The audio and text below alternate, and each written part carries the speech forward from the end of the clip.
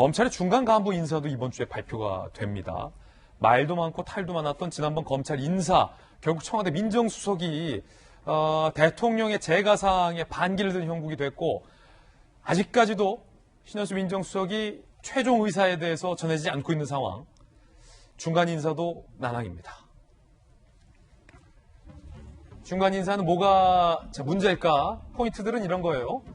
법무부가 오늘 검찰 인사위를 개최하고, 관건은 원전 의혹, 울산시장 선거 등 수사팀을 해체하느냐 마느냐. 윤 총장은 수사팀 교체 안 된다라고 이미 입장 표명한 바 있고, 요거 하나, 또는 두 번째는 한동훈 검사장 사건 처리를 놓고 이성윤 중앙지검장, 조금 전 윤태곤 실장이 강조했던 이 지검장과 갈등을 빚어온 변필검 형사 1부장을 바꿔버리느냐 마느냐. 요 교체 여부도 관심이 있다라고 합니다. 박 대변인. 네. 아직 신 수석의 최종 의사 청와대가 밝히지 않고 있습니다. 두 가지 질문 드릴게요. 전망입니다. 개인 견해 여쭙는 거예요. 1. 어쨌든 저런 문자 메시지 했고 저간에 이런 일이 있더라. 우리가 다 전 국민이 알게 됐어요. 신 수석이 오늘 만약에 청와대에 지금 돌아왔다면 다시 생각해봐도 이건 아닙니다. 전 못합니다. 라고 거듭 나 그만둘래, 나갈래, 사이를 유지할까? 아니면 생각해봤는데 그냥 뭐 좋은 게 좋은 거고 제가 그냥 계속 있겠습니다. 라고 잔류를 선택할까?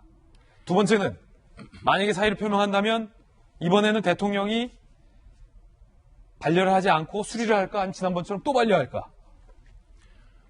일단 첫 번째 신수석 본인은 어떤 식으로 결단을 했을까? 저는 개인적으로 보면은 이미 마음의 정리는 다 했을 거라고 보여지고요. 오늘 마지막 대통령을 뵐지 안 뵐지 아니면 모르겠습니다만은 마지막 정리하고 인사하는 것 정도로 청와대를 들어갔다 나올 거다. 왜냐하면 지금 김용민 의원이 얘기했던 것처럼 이건 단순히 검찰의 고위직 인사권에 관한 문제가 아니에요. 민정수석이란 자리는 그냥 단순히 검찰 인사하는데 검찰 편에 서서 인사안을 관철시키는 그런 역할이 아니라 시중에 있는 여론을 전달을 해서 대통령이 제대로 갈 수 있게, 그리고 전국에 있는 공직자들이 비사실 없이 제대로 공직에 충실할 수 있게 하는 게 주요 업무거든요.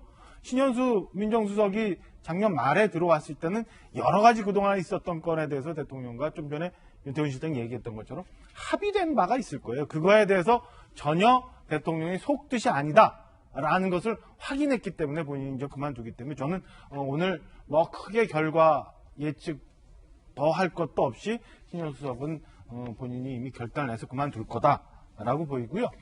대통령의 결심 여부에 대해서는 좀 봐야 되는데 사실은 오늘 오후에 수석 보좌관 회의가 있습니다. 예. 문재인 대통령은 중요한 건에 대해서 주로 국무회의보다는 오늘 있는 수석 보좌관 회의를 통해서 많은 얘기들을 하는데 과연 오늘 신현수 민정수석 사의 논란과 관련해서 대통령이 어떤 입장을 취할지 좀 지켜볼 대목이 있어요. 직접적으로 이 건에 대해서 얘기를 할지 안 할지. 근데